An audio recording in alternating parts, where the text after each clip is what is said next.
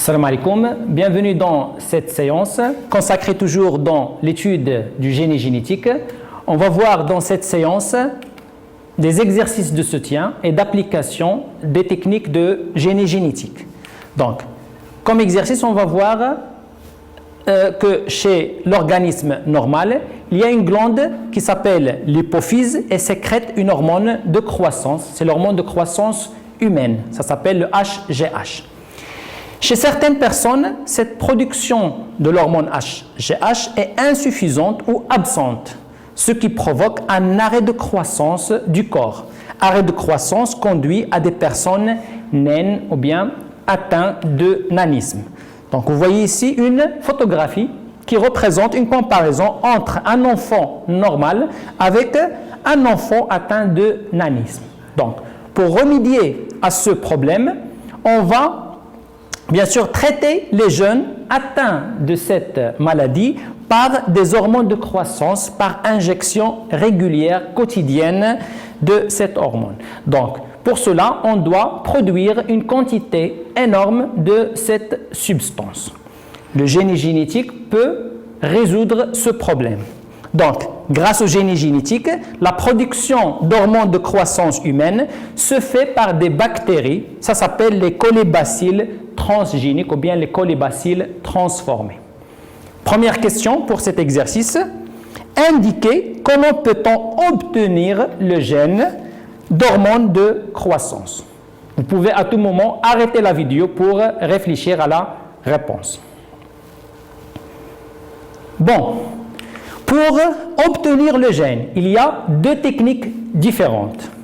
La première technique, c'est d'extraire l'ADN ou bien le génome à partir d'une cellule humaine. Donc la cellule humaine, c'est la cellule donneuse, ça veut dire qui produit normalement l'hormone de croissance.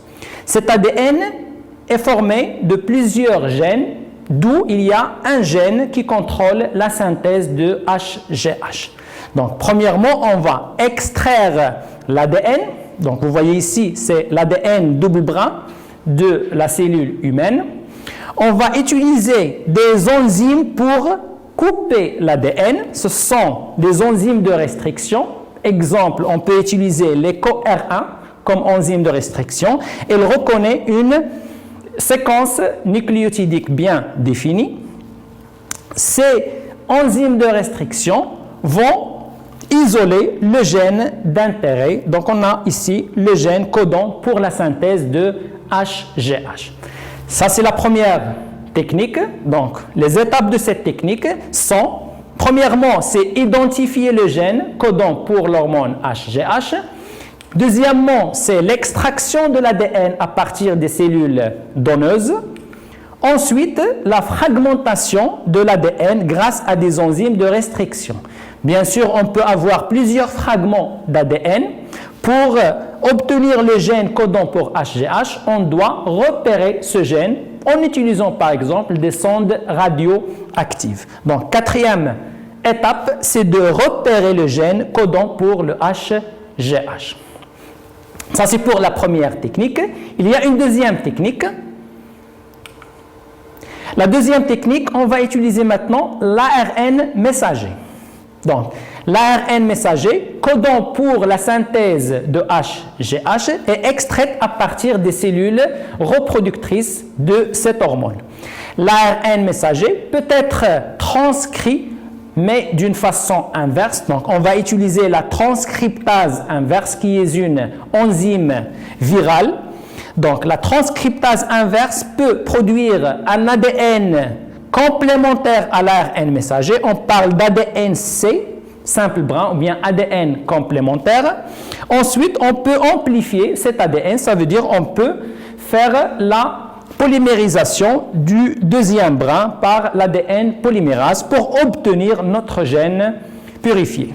Donc, les étapes de cette technique sont, premièrement, extraire l'ARN messager. On ne va pas utiliser ici le génome, qui correspond au polypeptide recherché, HGH. On va synthétiser une copie de l'ADN, c'est l'ADN-C, à partir de l'ARN messager.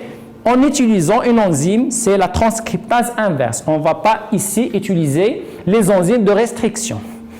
Troisièmement, on va synthétiser le brin d'ADN manquant, donc un ADN double brin qui correspond au gène recherché. Passons maintenant à la deuxième question.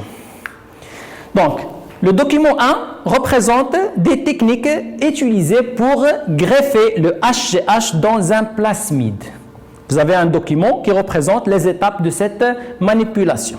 Donc, on met dans un tube un plasmide qui contient deux gènes. Le premier gène bleu, TET-R, c'est un gène de résistance à la tétracycline. Tétracycline, c'est un antibiotique qui inhibe, qui bloque la multiplication bactérienne. Le deuxième gène, AMPR, c'est un gène de résistance à l'ampicilline. Ampicilline aussi, c'est un autre antibiotique. Donc, on va mettre le plasmide dans le tube avec le gène isolé, c'est le HGH, en plus des enzymes de restriction et des ligases. Ensuite, comme résultat, on va obtenir deux plasmides P1 et P2. Donc, comme question, la deuxième question A. Quel rôle joue le plasmide dans cette expérience? Bien sûr, le rôle du plasmide, on a déjà parlé du rôle du plasmide durant le cours de génie génétique.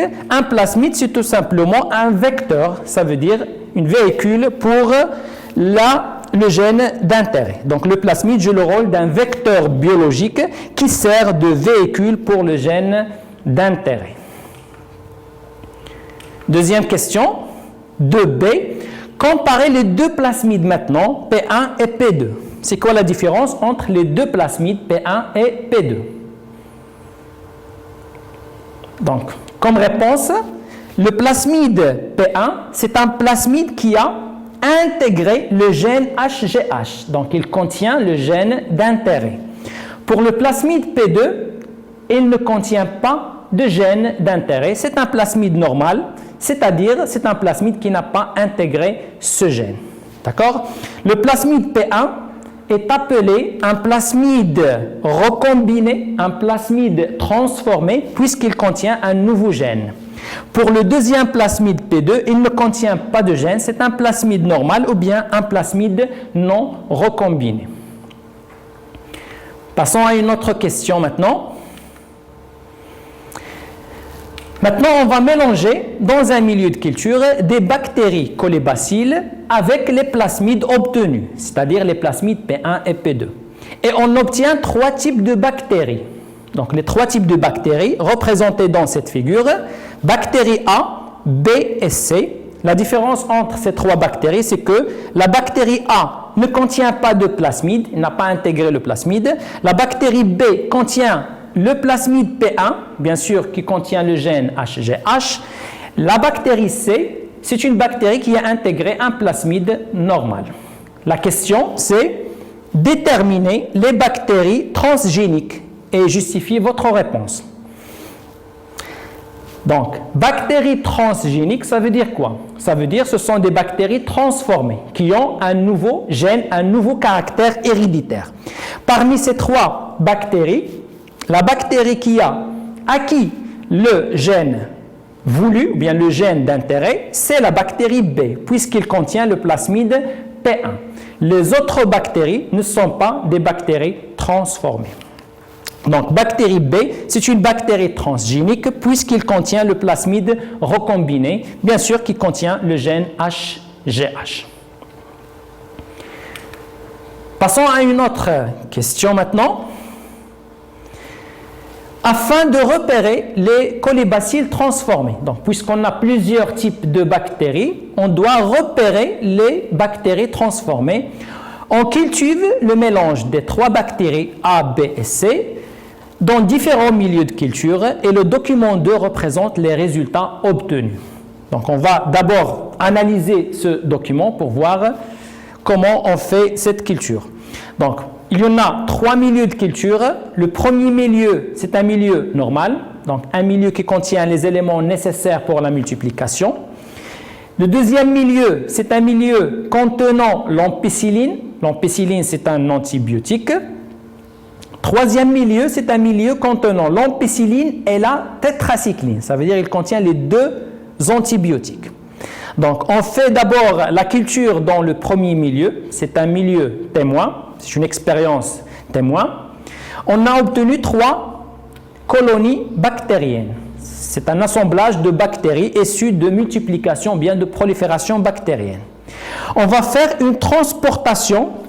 On va repiquer les colonies bactériennes dans les 2 autres milieux. Et on va laisser les milieux pendant un certain temps pour la multiplication. Le résultat s'affiche dans le document 2. Donc la question 3. Repérer le numéro de la colonie bactérienne capable de synthétiser le HGH, c'est-à-dire la bactérie transgénique, avec une justification. Vous pouvez toujours arrêter la vidéo pour réfléchir à la réponse. Comme réponse à cette question, on doit d'abord déterminer le caractère de chaque colonie, ça veut dire le caractère vis-à-vis les antibiotiques. Donc, je vais commencer par la première colonie, la colonie numéro 1.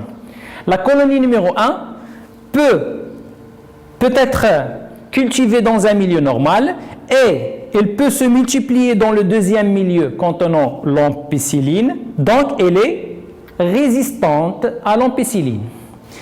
Elle peut aussi se multiplier dans un milieu contenant l'ampicilline et la tétracycline, donc elle est résistante à l'ampicilline et à la tétracycline. D'accord? Donc pour la colonie 1, elle est résistante à l'ampicilline et à la tétracycline. Passons à la deuxième colonie. La deuxième colonie peut pousser dans un milieu normal et dans le deuxième milieu, c'est-à-dire qu'elle est résistante à l'ampicilline, mais elle ne pousse pas dans le troisième milieu, c'est-à-dire qu'il est sensible. Donc sensible, ils ne peuvent pas pousser. Donc ces bactéries ne peuvent pas pousser en présence de tétracycline. On a déjà dit qu'il est résistante à l'ampicilline. Donc pour la colonie 2, elle est résistante à l'ampicilline, le premier antibiotique, et sensible au deuxième antibiotique. Passons à la troisième colonie maintenant. La troisième colonie ne pousse pas dans le milieu 2, ça veut dire qu'il contient l'ampicilline, et ne pousse pas dans le troisième milieu qui contient l'ampicilline et la tétracycline. Donc la colonie 3 est sensible aux deux antibiotiques ampicilline et tétracycline. Donc la question c'est repérer la bactérie capable de synthétiser le HGH. Donc on va revenir aux bactéries transgéniques. La bactérie transgénique, bien sûr, c'est la bactérie qui a intégré le plasmide P1. Ça veut dire le plasmide qui contient le gène HGH. D'accord? Ce plasmide-là contient un gène de résistance à l'ampicilline. Ça veut dire que cette bactérie est résistante à l'ampicilline. Mais le gène HGH est intégré dans le gène de résistance aux tétracyclines, ça veut dire qu'on a détruit ce gène. Et donc, le plasmide P1 ne contient pas de gène de résistance pour la tétracycline. Donc, pour que la bactérie soit transgénique, il doit être résistante à l'ampicilline et sensible à tétracycline. Donc, c'est la colonie numéro 2 qui est transgénique. C'est bien? Passons maintenant à une autre question. Les colibacilles ne sont pas des cellules sécrétrices d'hormones, par exemple, comme les cellules du pancréas, les cellules pancréatiques ou bien les cellules de l'hypophyse, hypophysaire. Donc, ils ne peuvent pas sécréter les substances formées, synthétisées. Pour récolter la protéine synthétisée, on utilise des techniques d'extraction. Il y a plusieurs techniques. On va voir un document qui représente cette technique. Donc, le document 3 montre l'une des techniques utilisées pour l'extraction de l'hormone de croissance. La question, c'est décrivez cette technique d'extraction représentée dans le document 3. Donc, d'abord, on doit analyser bien sûr le document 3 pour tirer la méthode d'extraction d'hormones. C'est bien? Donc, Le document 3 représente deux cellules, la cellule A et la cellule B. Ce sont deux cellules de bactéries, de colibacilles, émises dans deux milieux différents. Donc, le premier milieu, c'est un milieu hypertonique. Hypertonique, ça veut dire un milieu avec une concentration élevée. Et le deuxième bactérie est mis dans un milieu hypotonique, ça veut dire avec une concentration faible. Donc, on voit d'abord que dans le premier milieu, il y a une accumulation de l'hormone synthétisée, de HGH, mais elle est accumulée entre la membrane plasmique et la coque rigide, c'est comme une enveloppe rigide qui entoure la bactérie. On parle ici d'un espace périplasmique. D'accord? Donc la cellule ici est plasmolysée, on voit que la membrane plasmique se détache du paroi ou bien de la coque rigide et l'hormone est accumulée dans cet espace. Mais dans le deuxième milieu hypotonique, on voit que les hormones HGH sont expulsées à l'extérieur. Par quoi? Par le cytoplasme. On voit ici que le volume de cytoplasme est plus élevé par rapport au premier milieu. Ça veut dire que le cytoplasme gonfle par entrée d'eau et des sels minéraux. Donc ici, on parle d'une cellule turgescente. Donc ce gonflement de cytoplasme va pouvoir extraire et expulser l'hormone HGH à l'extérieur. Donc, cette technique, représentée dans le document 3, repose sur des milieux hypertoniques ou bien hypotoniques. Ça veut dire qu'on va changer tout simplement la concentration des milieux. Donc, dans un milieu hypertonique, l'hormone HGH s'accumule dans l'espace périplasmique et pour l'extraire, tout simplement, on va mettre la bactérie dans un autre milieu qui est hypotonique. Donc, milieu hypotonique, comme ça, le cytoplasme gonfle et rejette l'hormone à l'extérieur via les pores de la coque. Donc, merci pour votre attention et à la prochaine, Inch'Allah.